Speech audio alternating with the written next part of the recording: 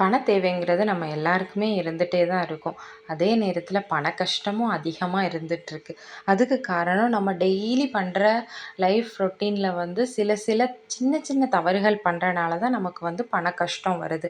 நான் சொல்கிற இந்த 10 பொருட்கள் நம்ம வீட்டில் குறையாமல் இருந்தாலே பண கஷ்டம் வராது. வீட்டில் எப்போவுமே செல்வ செழிப்போட மகாலட்சுமி வாசம் பண்ணுவாங்க.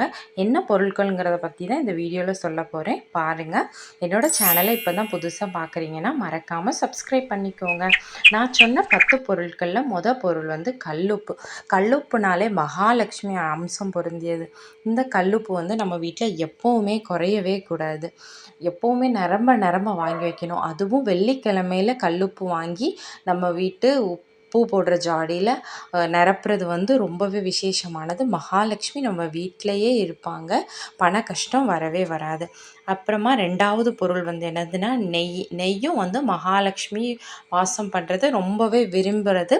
அந்த நெய்யும் வீட்டில் எப்போவும் குறையாமல் இருக்கணும். அடுத்த பொருள் அஞ்சரைப்பெட்டி. அஞ்சரைப்பெட்டி ஒரு லக்ஷ்மி கடாட்சம் பிறந்தது.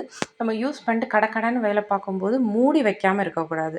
திறந்தா அதை கண்டிப்பாக மூடி வைக்கணும். அதே மாதிரி அதில் இருக்கிற பொருட்கள் குறையும் போது அப்பப்போ அதை ரீஃபில் பண்ணி நிரப்பி வச்சுட்டே இருக்கணும்.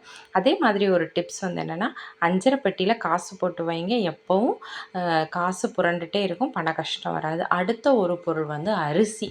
வீட்டில் அரிசி எப்போவும் தீந்து இல்லைங்கிற நிலமை இருக்கவே கூடாது. இல்லைங்கிற வார்த்தையே வரக்கூடாது.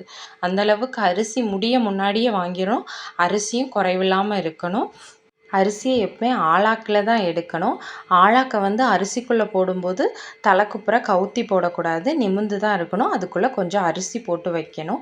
ஊறுகாய் வீட்டில் எப்போவுமே என்ன ஊறுகாவாக இருந்தாலும் பரவாயில்ல, ஆனால் வீட்டில் ஊறுகாய் இருந்துகிட்டே இருக்கணும். அது ரொம்பவே மகாலட்சுமிக்கு ரொம்ப பிடிச்சது. குபேரர் வாசம் செய்கிறது. வீட்டில் எப்போவுமே ஊறுகாய் இருக்கிறதுனால குபேர சம்பத்து ஏற்படும். ரொம்பவே சிறப்பு வாய்ந்தது. அப்புறமா புளியும் எப்போவுமே குறையக்கூடாது. புளியை மண் பாத்திரத்தில் இல்லைன்னா பீங்கான் பாத்திரத்தில் தான் கண்டிப்பாக வைக்கணும். அதே மாதிரி நம்ம சமையலுக்கு உபயோகப்படுத்துகிற எண்ணெய். இந்த எண்ணெயை பேக்கெட்டாக வாங்கி வச்சாலும் பாட்டிலில் ஊற்றி தான் யூஸ் பண்ணணும். அதே மாதிரி இதையும் தீர்றதுக்குள்ளே வாங்கிடணும்.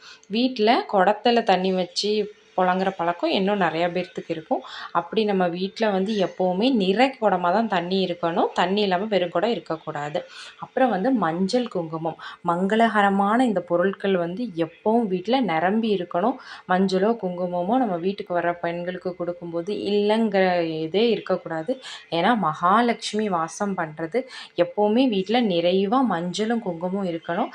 அதுதான் வீட்டில் ஐஸ்வர்யத்தையும் மகாலட்சுமி அம்சத்தையும் நமக்கு கொடுக்கும்.